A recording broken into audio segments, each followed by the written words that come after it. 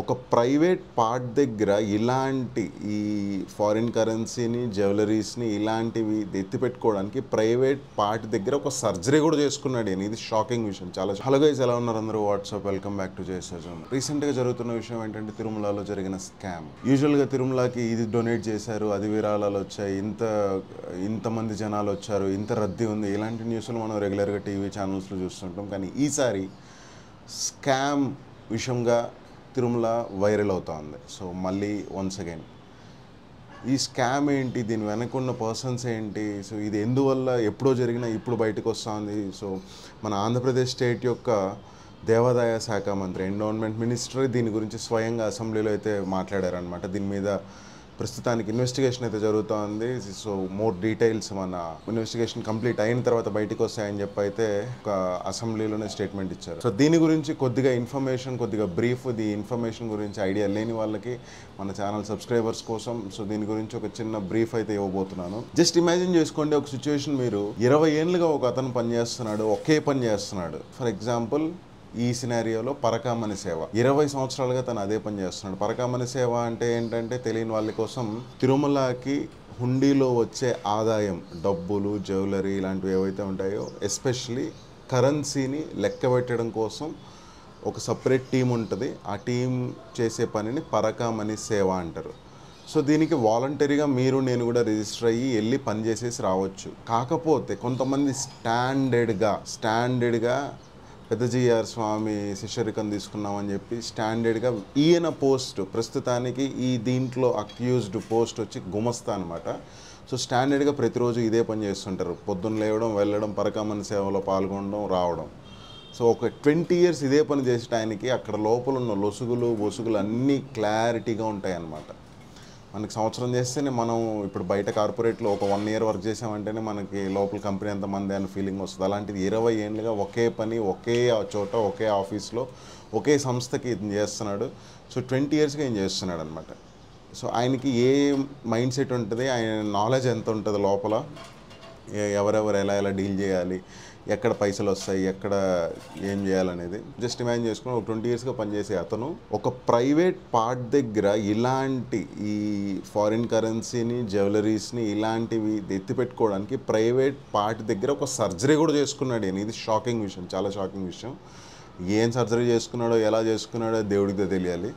So చెన్నైకి వెళ్ళి ఇలాంటి సర్జరీ ఒకటి చేసుకొని, ఆ సర్జరీ చేసుకున్న ప్లేస్లో జెనిటల్స్ దగ్గర, టు బి ప్రిసైజ్గా చెప్పాలంటే జెనిటల్స్ దగ్గర ఈ కరెన్సీని, ఈ జ్యువెలరీస్ని దాచిపెట్టుకుంటాడనమాట, బయటికి వెళ్తాడనమాట. దీన్ని మళ్ళీ ప్రాపర్టీస్గా వీటిగా కన్వర్ట్ చేసుకుంటాడు. రెగ్యులర్గా జరుగుతుంటే ఇక్కడ ఇంకో ట్విస్ట్ ఏంటంటే, మనం బయట నుంచి వాలంటరీగా మనం వెళ్ళి సేవ చేసి వచ్చామంటే మనల్ని బయటికి పంపించే ముందు A to Z చెక్ చేసి బయటికి పంపిస్తారు.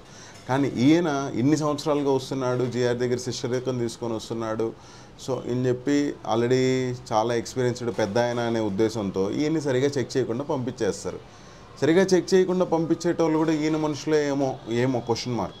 1 bad day to him and 1 fine day to TTD and all. ఈయన్ని అక్కడ డ్యూటీలో ఉన్న అప్పుడు విజిలెన్స్ పీపుల్, అప్పుడు డ్యూటీలో ఎవరైతే ఉన్నారో వాళ్ళు చెక్ చేయడం జరిగింది. చెక్ చేసే 6 చెక్ చేసినప్పుడు బయటపడింది వచ్చి $9 అండ్ దాంతోపాటు ఈయన చేసుకున్న సర్జరీ లాంటివన్నీ బయటపడ్డాయని మైండ్ పోయింది విజిలెన్స్ ఆఫీసర్స్కి. వాళ్ళు వెంటనే దాన్ని రైజ్ చేశారు. $9 అంటే పెద్ద అమౌంట్ కాకపోవచ్చు, కానీ ఈయన ఆస్తులు ఇలాంటివన్నీ ఇన్ని సంవత్సరాలుగా చేస్తున్నాడు కదా, ఇలాంటిది ఎప్పటి నుంచి చేస్తున్నాడో ఒకసారి ఈయన ఎంత సంపాదించుకున్నాడో, ఈయన ఆస్తులు ఎంత అని చెప్పి చెక్ చేద్దామని చెప్పి తీగ లాగారు. More than 150 crores worth of apartments, individual houses, buildings, jewelleries, flats ఇలాంటివన్నీ బయటపడ్డాయి. ఒక గుమస్తాకి ఎంత జీతం ఎక్కువ అనుకున్నా, ఒక 70-80 వేలు అనుకుందాం. పిల్లల్ని చదివించుకోవాలి, ఇల్లు చూసుకోవాలి, ఇన్ని జరపాల్సిన వ్యక్తి 150 కోట్లు పైగా సంపాదించాడు ఓన్లీ ఇదే టీటీడీలో ఉద్యోగం చేస్తూ.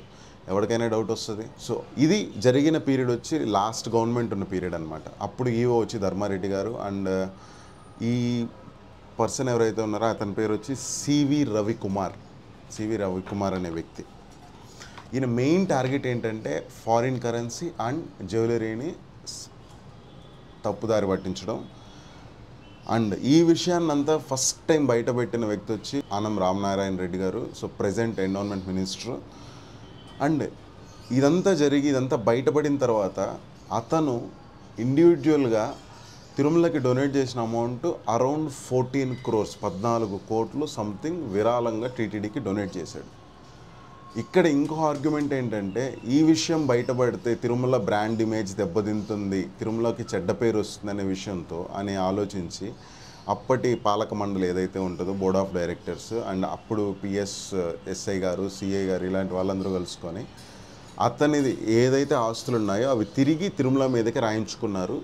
అండ్ ఇదంతా మొత్తం వర్త్ వచ్చి అరౌండ్ 14 to 15 crores, కానీ అతను సంపాదించుకునేది వచ్చి 150 కోట్లు అనమాట. అండ్ ఇక్కడ ప్రజెంట్ గవర్నమెంట్ చేస్తున్న ఇంకో అలిగేషన్ ఏంటంటే అప్పుడు ఎవరైతే బోర్డ్ ఆఫ్ డైరెక్టర్స్గా పాలక మండలిలో అండ్ ఈ పోలీస్ డిపార్ట్మెంట్లో ఎవరైతే టాప్ పొజిషన్లో ఉన్నారో వీళ్ళు వాళ్ళ పర్సనల్ వ్యక్తుల మీదకి కూడా అతని ఆస్తులు కొన్ని డైవర్ట్ చేసుకున్నారు.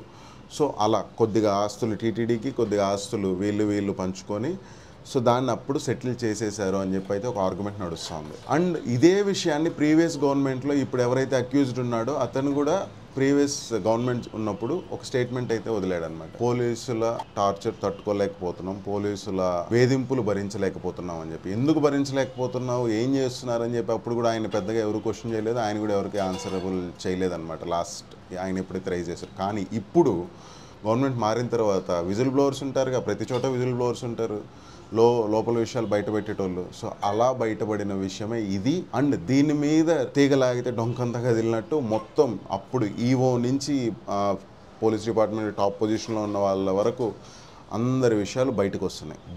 దీని మీద ఇంత జరిగింది కదా, సో నెక్స్ట్ గవర్నమెంట్ ఎప్పుడన్నా వస్తే ఈ విషయం బయటపడితే మళ్ళీ ఏదైనా ఇష్యూ కావచ్చు అనే మైండ్ సెట్తో ప్రీవియస్ గవర్నమెంట్లో ఉన్న వాళ్ళు ఈ సివి రవికుమార్ అనే వ్యక్తి మీద చిన్న పెట్టి కేసు ఒకటి పెట్టి లోక్ అదాలత్ కోర్టులు ఉంటాయి కదా, సో ఫాస్ట్ ట్రాక్ కోర్ట్స్ అంటారు, దాన్ని రిజాల్వ్ కూడా చేసేసారు అప్పుడే. దానికి ఏదైనా కేసుకి రాజీకి వచ్చారు అని చెప్తుంటారు కదా, సో అలా రాజీకి వచ్చినట్టు రిజల్యూషన్ కూడా వచ్చేసింది ఆ కేసు. ఇక్కడ జరుగుతూ ఉండేది ఏంటంటే సో ఫ్యూచర్లో ఏదైనా ప్రాబ్లం వస్తుందని చెప్పి ముందుగా ఆలోచించి పెట్టి కేసు పెట్టి క్లోజ్ కూడా చేసేసారు ఆ కేసుని. సో ఫ్యూచర్లో ఈ విషయాలన్నీ బయటపడితే ఈ పెట్టి కేసు కూడా బయటపడుతుందనే విషయం అప్పుడు ఆలోచించలేకపోయారు. సో లేదంటే లేదా నెక్స్ట్ మనమే ఉంటాం, దాని తర్వాత మనమే ఉంటాం అనే మైండ్ సెట్తో లైట్ తీసుకున్నారేమో. ఈ వీడియో చాలా మందికి నెగిటివ్గా అనిపించవచ్చు, కానీ ఒకసారి ఆలోచించండి.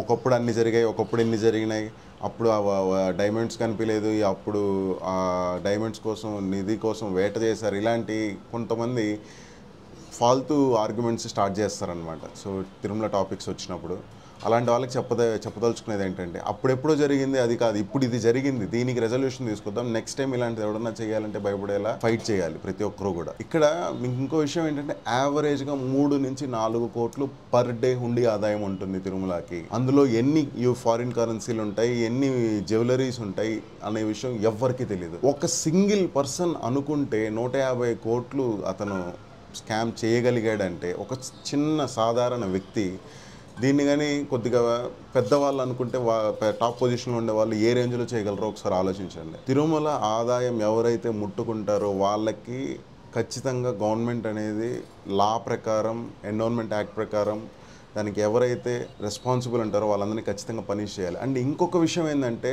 God is always minor to court of law. మనకి దేవుడికి సంబంధించిన ఆస్తులు ఏవైతే ఉంటాయో ప్రతి ఒక్కటి కూడా సంరక్షించాల్సిన బాధ్యత ఆ డిపార్ట్మెంట్ ఆ రూలింగ్లో ఉన్న అప్పుడు ఈఓ కావచ్చు, అప్పుడు డైరెక్టర్స్ కావచ్చు, వాళ్ళ పరిధిలో ఉంటుంది. సో ఇప్పుడు ఈ మిస్టేక్ వాళ్ళ చూస్తుండగా జరిగింది అని చెప్పి అజ్యూమ్ చేసుకుని వాళ్ళందరినీ కూడా దీంట్లోకి ఇన్వాల్వ్ చేసి మీ హయాంలో జరిగింది కాబట్టి మీరు కూడా పనిషబుల్ అని చెప్పి ఎవరైతే తప్పు చేస్తున్నారో, నిజంగా ఎవరైతే ఇన్వాల్వ్ అయినారో ప్రతి ఒక్కరికి శిక్ష పడేలాగా యాక్షన్ తీసుకుంటే చాలా బాగుంటుంది. సో ఊరికే ఏదో అలిగేషన్స్ వేసాము, టైంపాస్ అయ్యింది, మంచి ట్రాక్షన్ వచ్చింది, అందరి దృష్టిలో పడ్డాము, ఇలా కాకుండా ఒక అలిగేషన్ వేసాం, దాని మీద రెజల్యూషన్ కోసం చేస్తున్నాం, దాని మీద ఒక టైం లైన్తో ప్రకారం సో పలానా డేట్ రోజు జరిగింది, పలానా రోజు జరిగింది, పలానా రోజు జరిగింది అని చెప్పి ఒక వైట్ పేపర్ ఒకటి రిలీజ్ చేసి ఇంకా చాలా బాగుంటుంది. ఇది జస్ట్ నా point of view. And just imagine ఒక మనిషి అనుకుంటే ఇలా చేయగలిగాడు. మనకు ఆల్రెడీ చాలామంది పూజారులు చెప్తూ వస్తుంటారు ఇంటర్వ్యూస్లో, హుండీల్లో వేయకండి అని చెప్పి. సో కానీ మన భక్తితో మనం ఎంతమంది ఎన్ని చెప్పినా మనం వేస్తామన్నమాట హుండీలో. మన కష్టపడి సంపాదించిన మనీ దేవుడి కోసం అని చెప్పి, దేవుడి కోసం ఖర్చు పెడతారని చెప్పి. కానీ ఇలాంటివి జరిగినాయి అని తెలిసినప్పుడే కొద్దిగా జలుక్కంటది. చూద్దాం ఎలాంటి సొల్యూషన్ తీసుకొస్తారో, ఎలాంటి శిక్ష వేస్తారో. ఇవన్నీ రెగ్యులర్గా నేను దీని మీద కొద్దిగా ఫాలో అప్ చేసి ఏదన్నా నెక్స్ట్ మేజర్ అప్డేట్ ఏదైనా ఉంటే నేను షేర్ చేస్తాను. Thank you so much for watching. Next వీడియోలో మళ్ళీ కలుద్దాం. జై హింద్.